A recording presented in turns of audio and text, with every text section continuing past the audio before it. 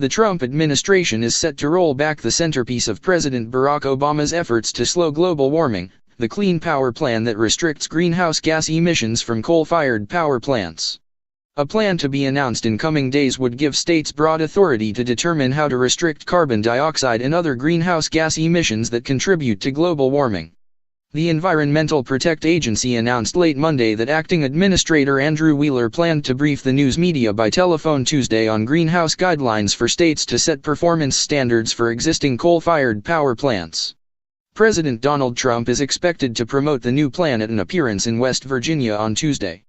The plan also would let states relax pollution rules for power plants that need upgrades, according to a summary of the plan and several people familiar with the full proposal who spoke to the Associated Press on condition of anonymity because they weren't authorized to discuss the plan publicly.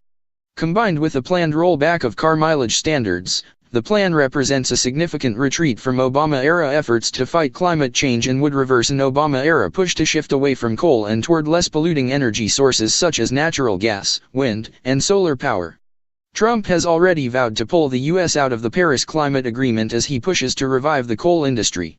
Trump also has directed former Texas Governor and now Energy Secretary Rick Perry to take steps to bolster struggling coal-fired and nuclear power plants to keep them open, warning that impending retirements of fuel-secure power plants that rely on coal and nuclear power are harming the nation's power grid and reducing its resilience.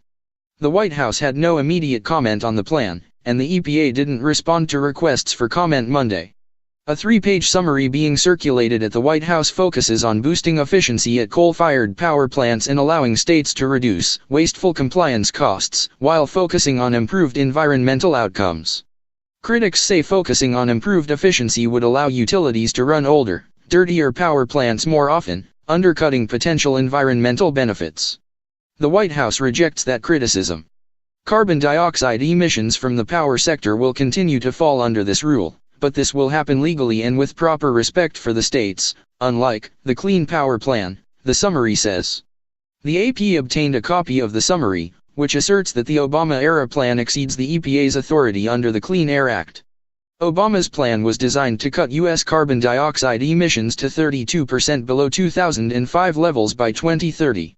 The rule dictated specific emission targets for states based on power plant emissions and gave officials broad latitude to decide how to achieve reductions. The Supreme Court put the plan on hold in 2016 following a legal challenge by industry and coal-friendly states, an order that remains in effect. Even so, the Obama plan has been a factor in a wave of retirements of coal-fired plants, which also are being squeezed by lower costs for natural gas and renewable power and state mandates that promote energy conservation. Trump has vowed to end what Republicans call a war on coal waged by Obama.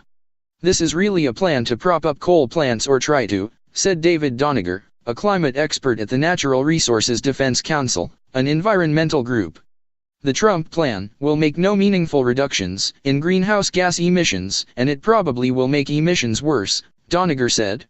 Gina McCarthy, who served as EPA administrator when the Clean Power Plan was created in 2015, said that based on draft proposals and news reports, she expects the plan will not set specific federal targets for reducing emissions from coal-fired plants.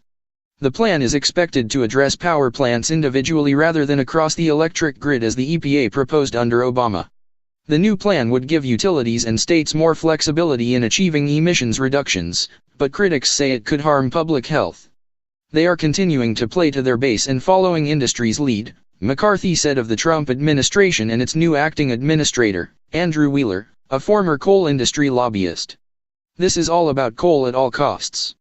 Michelle Bloodworth, president of the American Coalition for Clean Coal Electricity, a trade group that represents coal producers, called the new rule a marked departure from the gross overreach of the Obama administration and said it should prevent a host of premature coal plant retirements.